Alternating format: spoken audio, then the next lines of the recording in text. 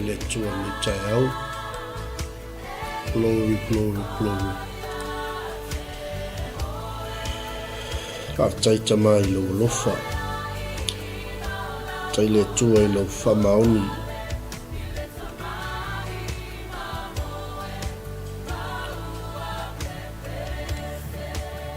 Yes, Lord. Yes, Jesus.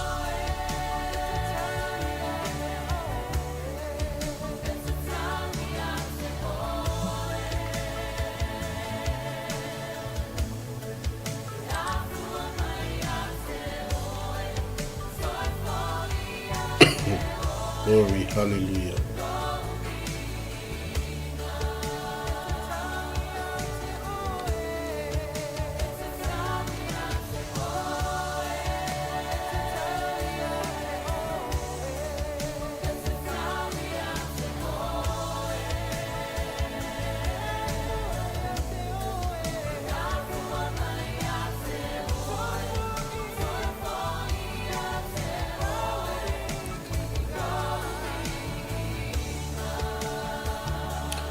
Tai le tua nei TAEAO, mātou whaamanuina lo suafa, mātou iai whatasi le tua malau ainga I nungo pēa wanu le ea le li. Mātou whaatai le tua wai moli manuia mai no mātou wola. Nei fo I tū lao le TAEAO, whaatai lo alofa, whaatai lo whaamalolonga, whaatai o manuia, whaatai lo mātou fie, mātou toi mau ai le nei aso fau whakopo lo mātou wola. Whamanuia le tua le amataina le polo kalame alau whanau se I o oilo na whaiwina. Tō mau atu lava ia te oile vi inga nei maso umai o atu le whaavavau e whaavavau lava. Amene I le suafa manu malo tātou li o Yesu ke riso e toi ofa alofa mwhaatalofa tuai sa mole atu no pele I le nei vaenga o le TAEAO malu TAEAO whaleanganga moli atu mo oilo mota malu lawa. Leo tātou iai fo I tātou polo kalame whaauau I lea TAEAO ma lea TAEAO. Leifua maia whanunga le leio le fo I asu fau I inga I le tua I mea pitonunga ia ua ia toi teitai soifua mai I lana pule whasoa lo tau soifua ma so me yola tātou toi wheloa iai ngā tau soifua I le alofa ma leanga le leio le tua Whatalofa toi tātou polo kalame le TAEAO. Talofa lava whatalofa atu lau le tala lei I le au whainga luenga tofia le tua I so se maota ma so se lawa ai maise au na e fia o lo ta ape ni sala lau I ngā luenga o le whiau o le whautanga whatalofa atu foi le tātou a inga I ta mamtina matua o lo tātou po I mai maota ma lawa whatalofa atu le TAEAO whawhelo I atu foi le a inga o ke riso le a inga o whaatua tua lungo penga te whailangi ia po lungo foi o so ta inga tele o wawe nei on po whai ona e mafuta mai mao le TAEAO ia whatalo whātu lau auna mo oe sa molo watu no pele ile nei fo ia so fau whtai le tua I lana wha malolonga whai e on tātou toi au lia mai le nei aso ele I whangalo ina le whatalo whai auna le tua o lo mātou ngā lue nei fo I tua le misiona whaamanuia tele le tua I le nei vai aso whaatai fo I le ngā lue whaatai fo I le auna I le li sa ili I le au ma le pō I le loloto le moana se a fionga le tua mo Samoa malo whaatai sunga I whaafiongainga mo lato whaatua ia whaapea fo I au I le tupulanga o tamu mtaine ia maua se manuia o Samoa mo a TAEAO whatalofa atu foi ia I woma paanga le tātou misiona ia o loo mafuta mai lea taimi ma lea taimi ia pe on tātou whasoa o le tātou waa e whautele o le tātou ngā luenga e tau soa whatas ia sea le upo le tua I ainga o whanau o e pe le mama e ia te oe e whaasoa atu wai le upo le tua.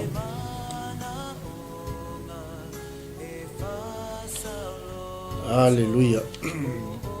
Ta tonu la le TAEAO ia o le tātou anga I lo tātou malu TAEAO whaaleanganga ia ono nisi foi o tātou po kalame whaatulanga ina whatalofa atu I lungo le tātou Facebook Live ia o loo mafuta mai ai le tātou ainga so stafa nei ke lope i au auna le tua whaftai tele le mafuta mai whaftai fo'i le awai mai le TAEAO ia o le talo al pokalame ia whaamanuia tele le tua i le whenga iai ma so se whaiva le le yaso.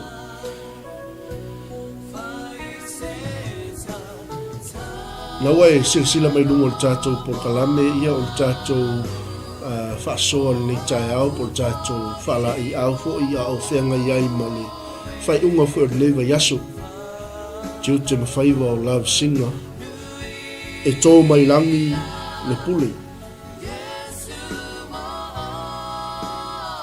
O le tātou malu TAEAO whaleanganga ni le yaso. Haftai le tua o na lo na alofa tausi. I lo na alofa whaasoa mai a te tātou. E whai e fo i ona mo moli mai lo na whirangalu. Mo oi, mo tātou uma. Ina ia tātou whaalangolango i le tua, whaamoe moe i le tua, whaamua mua le tua i mea uma. Ina ia tātou maua le manuia. E tō mai langi le pule o le fesili lea na tofo ai ia le au tusi upu ma lau fransaiu. O wao tu la fono po i lātou o lātou mata i tū no lātou maita wina le ngā ruenga tātou li whaola Yesu Keriso. Na ia lātou fesili ngia ai Yesu lau o fionga. Yesu o fea e te, o fea e ala mai ai le pule le e te, le ia te oi, le whai e le ngā ruenga. Ameni. O le tātou tusi le TAEAO e se ma le mali, whai tau le upua le tua. Wha maoni o le tua e na te au mai lana whi au mo tātou i lea taimi ma lea taimi, i lea aso ma lea aso. O lo sa ile ana au auna fola atu mo oi, au wina atu mo oi. Ina ia tapena i tātou, ina ia saunia i tātou. Leanga lo tātou ola i lalangi, tātou te le ola i seisi, tātou te le ola i le langi. O le whaatali mai lo tātou no mo. Ia le tātou te ola i le lalangi nei. Pai leo le wali ia, wawa ai atu ia le wali ia a sot. Le ai ali ia, pupula tau waso. E te mu te mon, whatula i pipili, whatula i leoti, whaamalo lo tangata, whaasao loto tangata. Fesili lo mala wali ia. Su. O fea ea e au mai e le pule lea e te whai ai nei mea uma. E mana e resi, a tonu foi o se fesili tofo. A tonu foi o se fesili e fia i loa o fea ala mai e le pule o lo whai a Yesu le ngā luenga. E a tonu foi o lo whaatanga fesili. Ao lo i loa la vel tangata le pule o lo whaangai yoi ai Yesu Keriso nei mea uma. A sila la tātou tusi whai tau nei TAEAO e sel whai ngofi.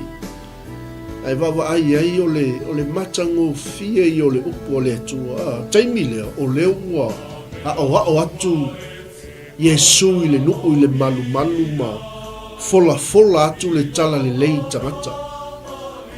Ai whai mai o whaia le ngā luenga Yesu ma o atu ma tālai le tala le lei tangata uma. Au atu tū mai whai taulanga sili o toia i ina matusi upu. O i la taula ia na fesili ngia le li whaola pe na fesili ngia Yesu malato whape atu. Sei e whai mai a Yesu. Sei e whetalai mai a te imato. I ia le li. O whea le te maua mai ai, le pule le te whai ai nā mea. Le te ao i le tala le lei. Le te fola tua i tangata. Ma e whai ai wā venga uma.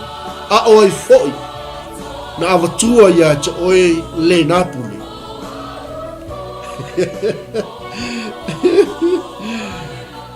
the wrong motive ai o le o Yesu le nu le malu ma fola tu le tala le nei pe a se i whaalongolongo ma mai tau po le ale sa vali a Yesu Keriso le no.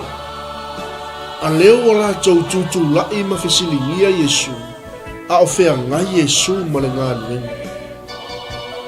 Se whai mai Yesu po whea au mai ele po. A o ai fo'i na avatua ia te outou. O le maa lia la o le tala ina ua whai tau tala le. Il whaata outou le. E fesili atu le wali ia Yesu. Ai koe ka kahoa koe Yesu fesili.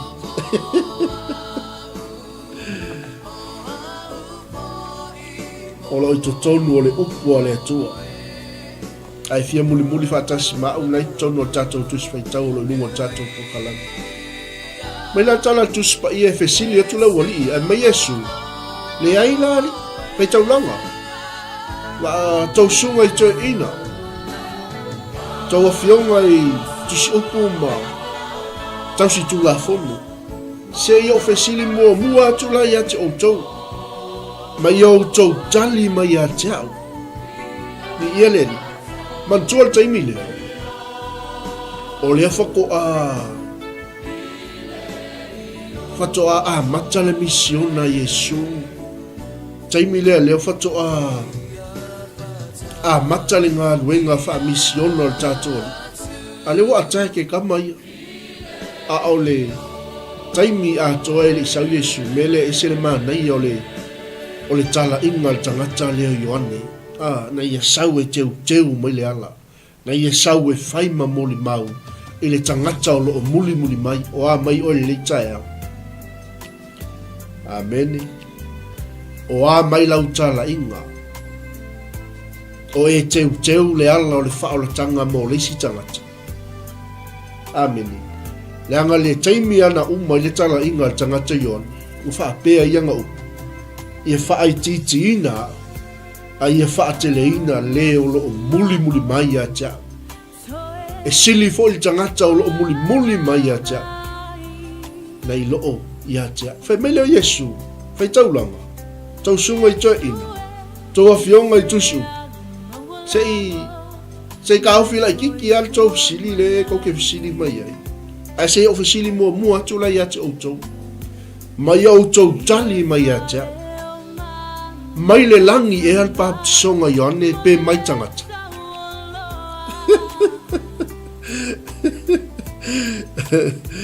Kango sa o a Yesu al paipa.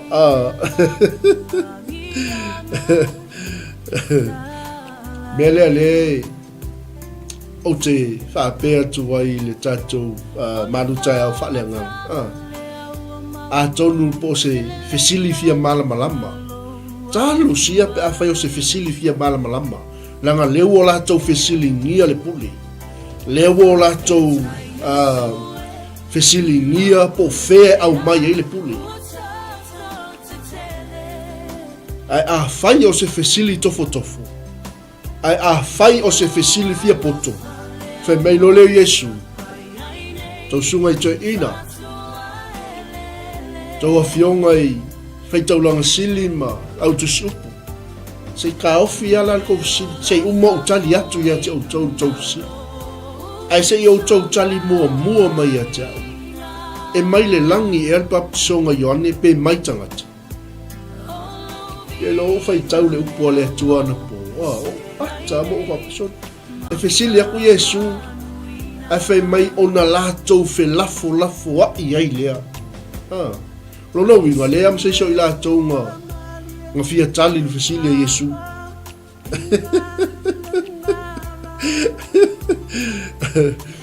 Lono winga fesili atu Yesu e fa pe me to ina la foi taulang si. Sorry. Ko mai ko ke ma ko le ase ko kali le fesili a Yesu. A fa pe me la foi taulang sili ngai ko inga mala utusu. Ero ma ko ma fesili ko ma fesili.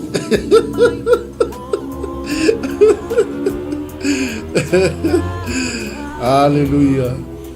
Mele esele ta ole fesili fia malama. Fesili fia I loa se mea.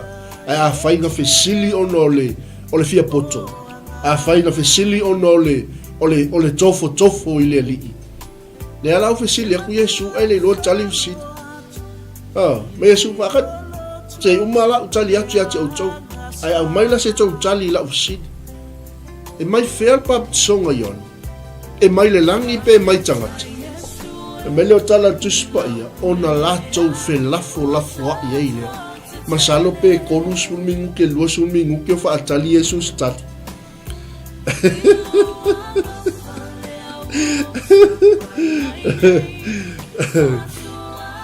Ona latou fe lafo a ia ia. Lo winga ua. Wa tala noa atu ia. Le sia wali, a so. Ia le alau kaku fesili le alau fesili mai ia Yesu ale tatou le lo tati. Fai mai la ia ole au fai tau langa ole au tus upu mato ina ia Yesu. Matou tele I lo po fe. E sa ole tala inga yoni. Ia leli. Matou tele I lo, matou tele tali tonu fo ia te ia.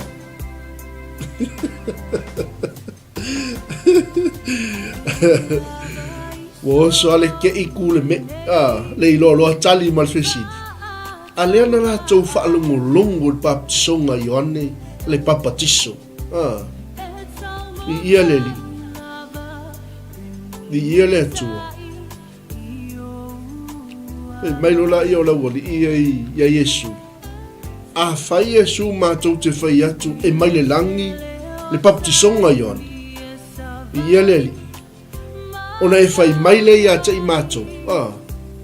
E matou te le I tali tonu ia te ia. Ia leli. A fai fo I matou te fai atu Yesu e mai tangata le papatisonga yon. Ia longa wingo le a fe tongi matou I ma.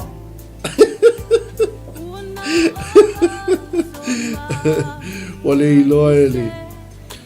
iloa la fai tau langa ma to ina ma la tusi upu pe tali mai le langi pe tali mai tangata. Ia leli. Mele esel ma ngai mo mole o fesili fia malama. Fesili fia I lo se mea. A fai o fesili fia poto, fesili tofo. Fesili na ia fa pena ona taula malama. Le anganga e fesilia. E koe ua kuale. Le taui ia te oi. Po tato. Aleluia. Ia tonu foi o se fesili le whaianga o fesili au ia te au. Fesili o ia te oi. Tato fesili le tae au. E mai fea le pule. Leo o tato whai ai. Le fina ngalo le tua. Ao ai fo'i na au mai le pule ia te tatou. Sa moa lo atu lo peli. E tō mai langi le pule. Ia leli. Kai pe ia la upoto ina sa o ka whalongolongo mai aso ia mai ia ngase toa. Ai ola puli. Le ale wingo le whamtalanga. Fongo ma peso. Ka whalongo ai toi ina aso ia. A whailako la tau tala whaamatai a whapea tala toi ina. E ngase toa ai ola puli. Au taileli.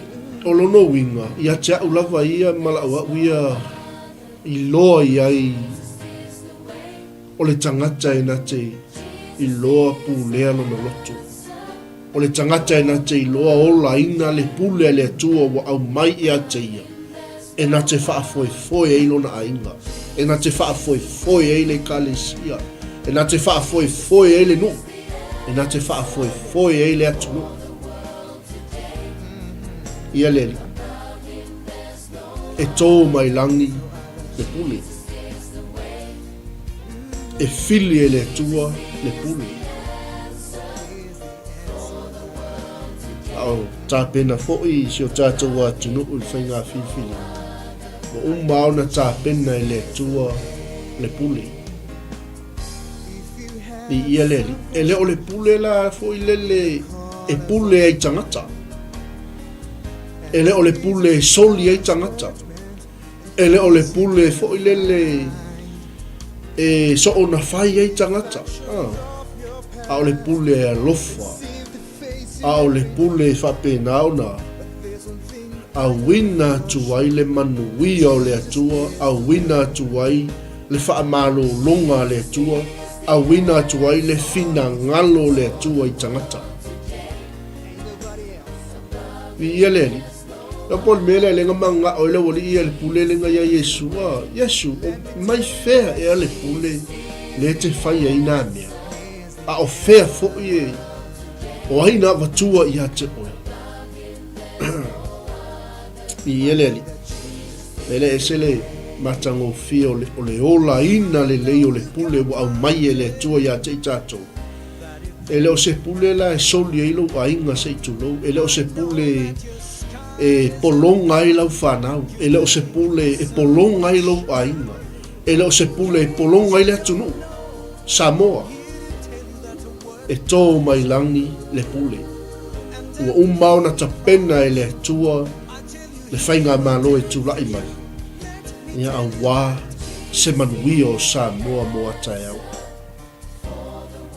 levan tatalo le atunu levan tatalo au auna le tua levan whaanono manu tamam tina matutu o le atunu a wase manui o Samoa awane ngalo e tō mai langi le puni me leo le wali ia su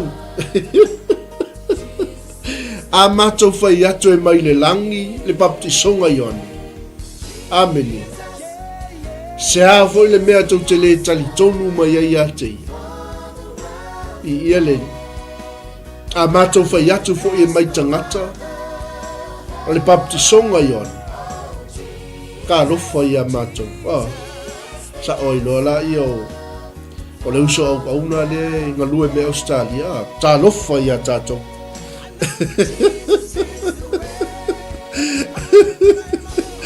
Aleluia. A matou fai atu e mai tangata le baptisonga ioi. Ona whetongi mai ai lea ia te i mātou onu uma ia te i mātou i maa. Amene. A wale tā ofi leo le nuka, o le tā ofi leo o tangata. O ai, o Ioane, o ia o le perofeta. I ieleli. I iele atu. Whai mele i o le au whai taulanga ma te ina marau te supu ia Yesu. Yesu. Ma tau te lei loa pe mai whea le papati songa i ane pe on e fisili mai ai a te i mātou. O i langa i loa i Yesu. O le makua fia popoto au le wali ia. Ele lei al fia fesili fia malamalama. Fesili lo fia poto. Fesili tofo tofo. Fesili tau lama lama. Mai lo le Yesu. Oi. Le aila. O te le tau watu fo ia te outou. Le pule wo o fai ai nei meo. Ioi. A fai tau te le iloa pe mai fair pap ti songa ioni. O te le tau watu ia te outou. Le pule wo o fai ai nei mea uma. Nongo winga. E le mai maua se taime Yesu e tali atu ai. E ala whawhenga tali atu pēr whai ele mwhai ona la tau tali mai a Yesu. I eleli. Le maa ngai ala le mea lea. Nanga lenga a mata lea o onga Yesu le nuu. I le malu malu. Ma a fola fola atu le tala lele. He mai onga fuli mai leo tua. No winga ele fia aku le wali i e fia i loa se mea. Ele i o atu e fia whaalongo longo i ni a manui o lato loto li tala inga Yesu ke visu. Ai ngau aku e a. Ngau aku e. Ngau aku e taula malama. Amen. Mai ona feta lai atu leo Yesu i le nu. I whata oto li tō vini. Ia na wai malama lama li tala. Na wai malama lama le li tala. Whata oto li tō vini. Ia o le tatou malu TAEAO FAALEAGAGA. fai ngofie tō mai langi le pule. Whamatala le Yesu whata oto ile. Tau ile whai mai o le tasi tangata na whailana tō vini. O tū atu e ia tangata e ngā lului. E ia leli. E ngā lului i vini. E le ngata fo i lea o tangata e auna i e ngā lului i vini. E ia leli. E le ngata fo i lea o tangata wa ia au wina atu e ia. Ina ia whapena o na lātou sasa i le vini. I ia leli. Hapu pūle tala. E se ma le matango fio le upua le tua. Mai wa sau nei tangata e ona le tō vini. Ma wa ai, ma tilo tilo. Ona whaiane le o ia. Se a se mea o te whaia. O te au wina atu lo ua tali i pele a tonu la tau te ava mai ai a te ia. Amen. A tonu pe la tau te i loa mai ai o ia. E se lo loto le whata o tole le whamtala Yesu. Amen. Femele o le tala tuspa ia. A ua i loa atu o ia e tangata ngā lulue i vini. O na lātou whetau tala ile. Ma lātou whaapeane. O le suli le nā. O ia le nā. O le tama whai. O maia. I ia leli. I ia le atua. O le ale mele ua whamatala Yesu. O le ua whamatala Yesu. Le whata oto i le tōwini. I gai nā tātou tusi le i lungo tātou polkalani. I ia leli. Te lei o le o onga. Te le tala. E aua le ngalo. O le pule. O mona tu ina mai e le tua ia te i tātou. O le pule na tō mai langi. Ia leli. MALØ TAEAO FAALEAGAGA. I ia le tu. I ia leli. Whamaoni. Ngawai. Tu mau. Le mea ua umona atofa i le tua i peo lan whata oto. Wow. Wa awina atu nisi e ngā lulue i vine, wa awina atu nisi e ngā lulue i au na o ngā lulue i vine. Mai lātou wa awina atu. Lātou te a. Lātou te whasioti i ate ia. Tala naltus ia. Whe mai e alu atu ia. Ma wha umma ia tangata ngā lulue i vine. Whe mai e tuu atu fo'i le tō vine i nisi tangata. I ia leli. I ia le tua. MALØ TAEAO FAALEAGAGA. Awane i ngalo ia te oi. O le upu a le atua. O le upu e whaatau ma ai o nei tūpa. O le upu a le atua. O le upu e. O le upu mo tangata uma. Amen. Fe mai wa sila tu ia ia te ila tu. Ona fai mai la i o tala le au ngālu. Mai o ia lava le na. O le maa na lafo e ina e tufunga fai fali. Wa a vea lea ma maa tuli manu au pito a lunga. Amen. O sepa ui lunga o le maa lea. Amen. E nuti palaina ai o ia. I ia leli. Praise the Lord. Praise God. MALØ TAEAO FAALEAGAGA.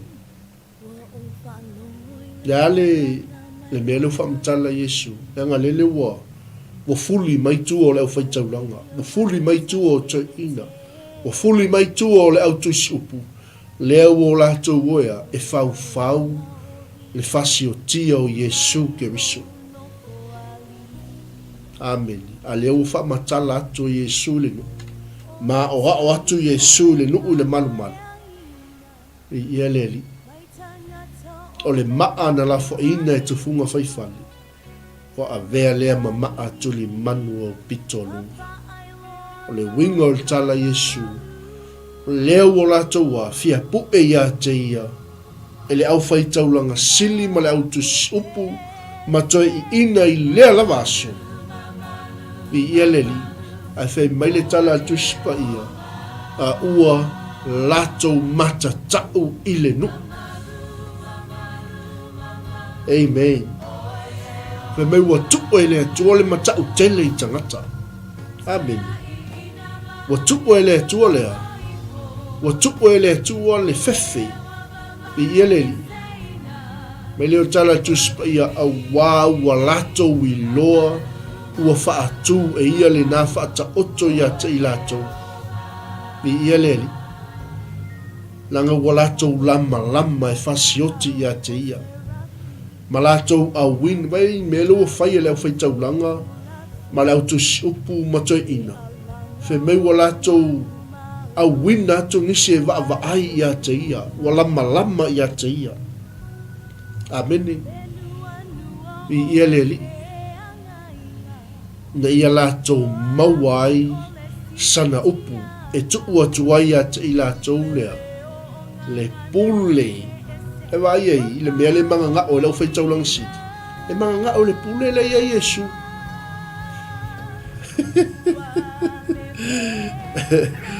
Mo le whai sao ia Yesu e manga ngao le pule. A le wo mai wha lave o atu Yesu le nuku le malu. Ma fola atu le tala le. A le wo mai whai mai. Su. Se wha mole apa pe mai whea le pule le te whai ai nei mea. A oi fo'i nā watua ia te oe le pule. O lono winga lao le tau mai ia te I tātou. O le fesili tofo. O le fesili tau lama. O le fesili fia poto. Wa le fai mai tala tuspa ia. Nga nga wha matala Yesu o le whata oto. O na tuku le atua le matau tele I le nuku. I ia leli, ua latou I loa na si e Yesu le whaata oto, ma whaatu e Yesu le whaata oto, mo I latou, ina ia latou I loa le ke le ia lao le mea leo whawhau mai tua I ia leli. O le mea leo le whaasili au pule. O le mea leo le whaasanga tau le pule. E leo se mea lele. Amen. Fai mai ua latou lama. Ua latou awina atu nisi tangata e wa ai ia te ia. Ma tau pule whasioti ia te ia. Ma ia latou tau mawhai e maua mai se upu. E tuu mai ai ia te ia. Ia te I latou I o latou lima. Le pule le lii. Leanga latou fesili ai. Amen. I ia le atua. Ai le whailonga tangata le tua. Au le tangata e moni. Lona alofa I le lii. Whamaoni le wala aua le tua. Nga lua e ma le puno wai. La ngona e tusa ma le upua le tua. Mai le o tala tuspa I ia le li. Fe mei no wai loa I Yesu. Ua fesili mai tangata ia te ia. Ma fetuleni mai tangata. Fe mei ua mātou I loa. Yesu ua e tau tala. Ma o hao mai ia te I mātou ma le tongu. E le whailonga ina e oe se tangata. A ua e o I lea. A ua e o I le ala o le atua ma le whamaoni. Amen. Manu TAEAO FAALEAGAGA Samoa lo watu no pele. Auna ma le oli le li. Fili ma le whaatasi ma le atua. Amen. Ka whaalongo I le. I whengaia I o si o tātou watu. Tālo whae si o tātou watu. whapea ia mea ia o tātou wawa ai whiriwhiri ma le poto whiriwhiri ma le tonu whapea atu lau porokalame manu TAEAO FAALEAGAGA whiriwhiri whaatasi ma le atua amen le ngau lewa mana na o leo fai taulanga ma lau tu supu matoe ina i le pule mai a Yesu ke viso a leo wa tupo e le tua le mata utele i le nuu ma la tau wha apea tua Yesu le a oa oi le li i matou i loa wa e tau tala ma oa o mai a te i matou ma le tonu e le whailonga ina e oi se tangata ua e a o mai a te i matou i le ala o le atua male wha maoni. Praise the Lord. Mai leo tala ale nuu. Le nuu malawa. Le ua o toi Yesu le malu. Wa tupo e le atua le matau te le whai mai leo tangata. Pe sea e au na matou a vatu le tau langa. Hallelujah. Teilo a ole te me tupo ye le tole matau i loto tangata. A ole te me tupo ye le tole matau i loto mo loto. E te fili whaatasi ma le atua. E te le fili mai i lo tangata o lo e mana o ai. Ni ieleli. Le angai tō mai langi le puli. E ngase toa ai ola puli. Malu TAEAO FAALEAGAGA. Fai fale le pule wa avato le tua ia te oe lo wainga sa mo lo atunu pele le pule le wa mai le tua e tausi ai o tatu ainga e fa foi ai o tatu ainga e fa tonu folau ai le kalesia e fa foi ai le no e manui ai le atunu Malu TAEAO FAALEAGAGA mo oi le TAEAO tama ele uma le tua le matou fia whaalongolongo ele uma lo matou fia whaitau wa leo matou i loa e tō mai langi le pule peo na fesili tofo leo whaitau langa sili toi ina ma leo tusi upu ai la tau te le ima whaia o na tali mai leo Yesu o te le tali atu i ate o tau. Ai whaalongo mai a o tau. I le whata oto i le tau bine. Whaftai tele ta mai lo wa o mai a te i mātou. O mātou i loa ai o pule umalava e mai a te oe lo mātou atua. Whamanuia i seo mātou atu no pele o Samoa. A o whenga i ai le tua ma le whainga whiliwhilinga. Mātou whalongo i lau upu i le aso e tō mai langi le pule tama. Ina ia mātou whiliwhili whaatasi ma oi. O i lava le whainga malo e tūlai mai. Ia ave i ai lo mātou lango. Ia mātou usi tai. Ma ia mātou tatalo le whainga malo le a tō ai lau pule tama. Whamanuia iau au na fola le tala le lei. A walo lato ngā ruenga whai. Maise tatalo leo. Ta mam tina matu tua sio matu watuno. Whaafua loa le tua lo lato soifua. O le matu wa nganga whaafitai lea tama. Whaafitai lau tuspa ia. Ma nava mai ai le ola ia te i matu nei TAEAO. A o lau wha malo longa ma lo pai mai a te i matu. Whaafeilo a i le tua semana onga nei TAEAO. E tusa ma le matu whaalongo i lau upu. Whamanuia i lau auna. Sunga i whaafengainga i a whiu. Mo le mātou polo kalame. Whaatulanga ina o le nei aso. E mai se au auna. O lo mātou ngā nunue i lau misiona ma le tala inga le Global Kingdom TV. Whaupenga ina i mātou uma le tua i lau upu. A wā le tua le manu malo ina o nganga mo oi malo finangalo. Tu mawatu i a te oi le vi inga. Nei maso umai o oi le whaavavau. E whaavavau lava. Ameni. Malu TAEAO FAALEAGAGA mo oi Samoa lo atu no pele. Manuia tele le weekend. whamanuia fo i le atua i le whiangai ai ma sauninga pa ia o le malo le atua i so se fata whai taulanga alofa ngia e le atua le whamoimoe o si o tātou atunu ia i le nei fo i tausanga manu ia tele si o tātou ainga i le whatuatua lao tau au auna atu mo oi i le TAEAO ma le TAEAO whamanuia tele le atua le weekend tātou whiloa i tātou manai o manawa ngā luenga tāle tula sulmalua tātou kou kalami ai maino i mamau le ala saifua ma ia manuia shalom shalom.